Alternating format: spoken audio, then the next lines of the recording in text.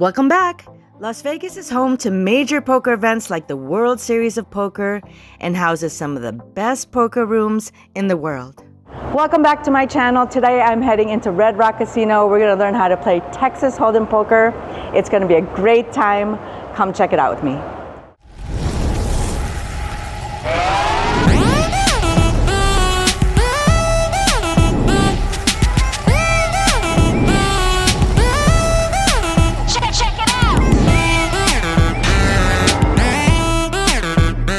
Okay, you guys, we're at Red Rock. We're going to learn how to play Texas Holdem Poker Limits, and I'm here with Chi, who's the poker room manager, and Rick, who is the shift manager. Okay, let's talk about the very first thing that happens when I sit down. When you first walk in, whatever the seat you come in on, first thing you want to notice is where this button is, basically.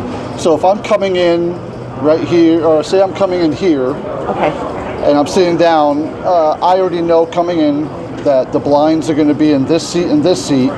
So sitting here, I have about 6 hands before this big blind comes all the way around to myself. So it's always going to be to the left of where this is. Correct. So it's not necessarily next to the dealer. No, this button moves every hand. I see. So what does that mean as far as sitting in that blind seat? Oh, that basically means it's a forced bet. It means it determines that there's going to be action every hand. So what you're going to do, you sit down, you automatically, if you're playing like a good beginner's limit game is 1-3 limit. Okay. It's 3-6 limit, the blinds are $1 and $3. So you're coming in, say you're coming in right there, this person right here is going to be the $1 small blind, and you automatically now, you have to come in, you put $3 So the first thing is the first deal. Is that what happens? Correct.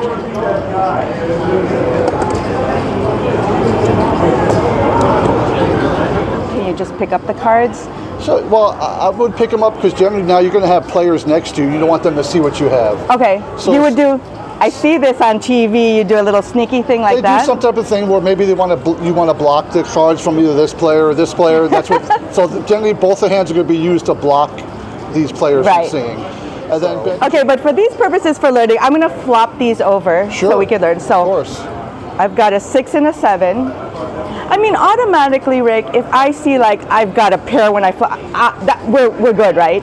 You're pretty good, especially in a limit game where you don't have to sweat and worry about sticking a whole bunch of money in at once. Okay. So pre-flop, which is what this is, because the cards aren't out on the board yet. Pre-flop. Pre-flop, you bet $3, and if you want to raise, like say I have a pair of 3s, if I feel like raising, I would raise another $3 to 6. So it's basically a structure of $3 at a time. But I'm not going to bet until I see the flop, right? No, in order to see the flop, you have to bet prior. Okay.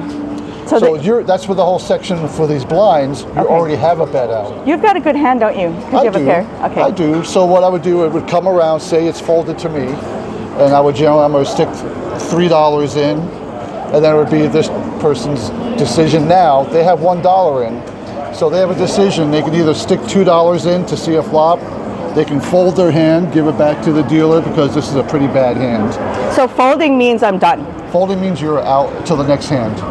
Do you say it out loud? Fold. Yeah, you can say fold, and it's a verbal game. That's one thing that's said all the time. Okay. But a lot of things also is if you just want to fold, you just take your cards and toss them towards the dealer, and that lets them know that's a fold. Okay. If I didn't, if I think I have a good, I'm feeling it, I bet right now before the deal. No, I'm already bet. You already bet. Okay, I'm a blind. Big blind. Okay. So, but say you have a really nice hand, like you have 2 aces, 2 kings. Right. Then you would probably raise. When it comes back around, you're the last person to decide what to do before the flop comes out. Okay. So you could decide whether you stay with what you have, which is called a check. You can either tap the table or verbalize check to the dealer. Okay. Or if you have something like aces or kings, then you would raise, and when it comes back around to you, you stick another $3 in, emphasizing a raise to the rest of the table. So if I keep raising, it keeps going around and around. Yeah, in a limit game, there's a limited number of raises you're allowed to do. Okay. So the big blind decides it, it's me? Yeah, you're the last person to act. I like this position. And I'm in power. when it comes around to the dealer, will let you know your decision. So you can either check or raise. Okay, so let's pretend like we're all good. Okay. We're ready for the deal.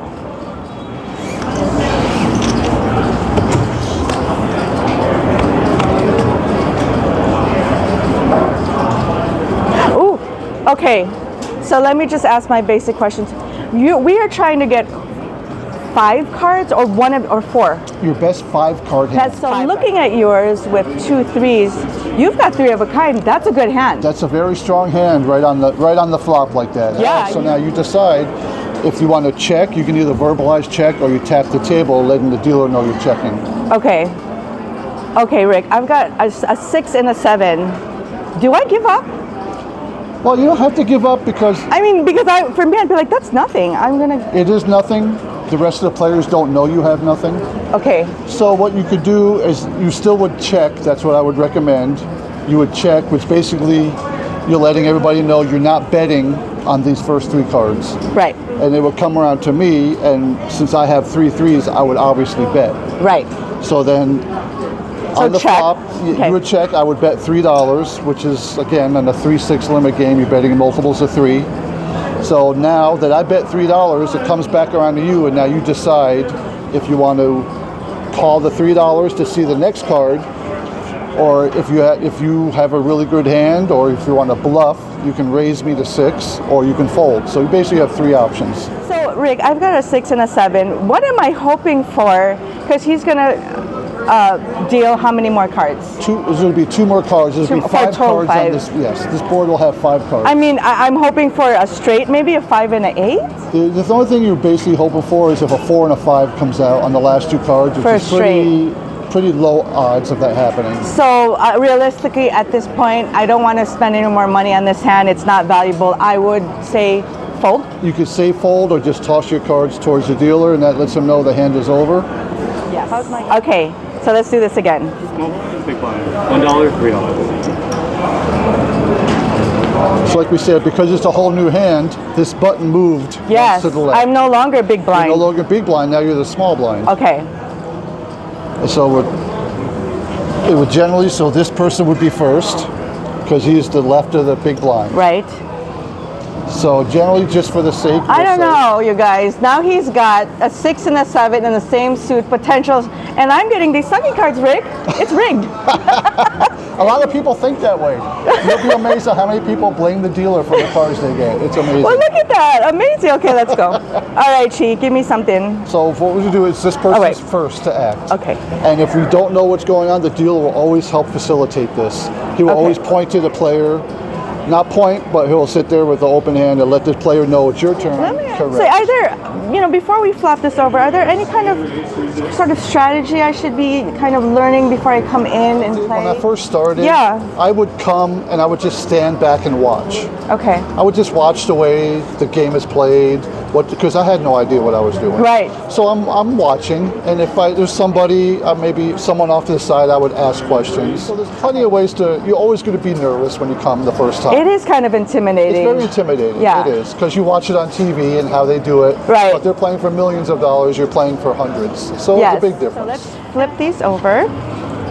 See, I don't have a good hand. Finally, he doesn't have a good, none of us have a good hand. No checking yet. No checking yet. This is in order to see the first 3 cards in the flop, you have to put money in. Okay, so we're gonna at least match what this guy has. Always match the big blind if that's the minimum you want to do. So if I'm playing this game and I'm over there, I would be like, oh, she doesn't have anything good. She just matched. That could be one way of thinking it. Okay. Would you recommend that people play when they first come out, the limit one? I very much recommend playing limit when you're first starting out. Yeah. Just because that it gets too crazy when there's no limit? Right. You're just getting a feel of the game, of how the betting works. Yes. So now you just put the $3 in to match the big blind. Now it's up to me. And in my mindset, I would be, okay, I already have $1 in, so I'll stick 2 more in just to see what happens. Right. And then this player would probably check. Okay, let's talk about cards here. Now you've got a pair of kings, so that's pretty good. Now I feel pretty confident. And me, as usual, I have a pair. You do? You have a pair of 5s. Have a pair of 5s, finally. So it's not strong because it's kind of low, strong, but there's it's possibilities. something. like 3 of a kind. 3 of a kind, maybe a 10 will come up, you get 2 pair. Oh, yes. So there's plenty of possibilities. So Rick, you really have to know what you're looking for as far as hands. Right. You're going to sit there. Since I'm not playing against a dealer, can I go and ask him?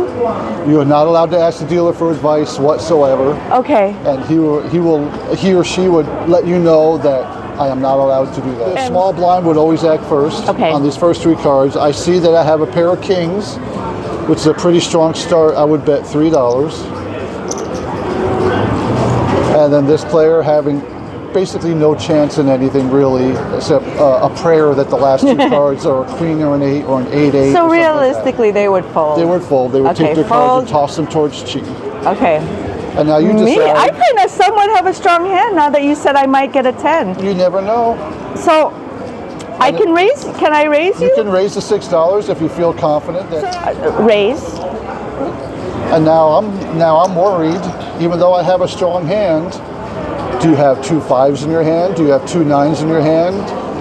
Did you already flop 2 pair? That's what I'm thinking in my head. Yeah, no, but technically, since we don't see the cards, you're thinking, wow, she's raising, she's got something good. Right. Or she's an awesome bluffer.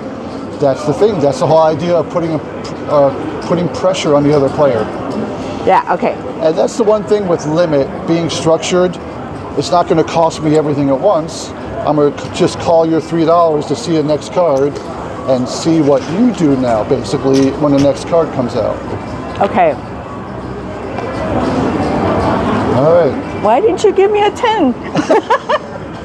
Now I feel really strong. Now I've got 2 pair. So I am first because I'm a small blind. Yes. I absolutely now feel pretty confident.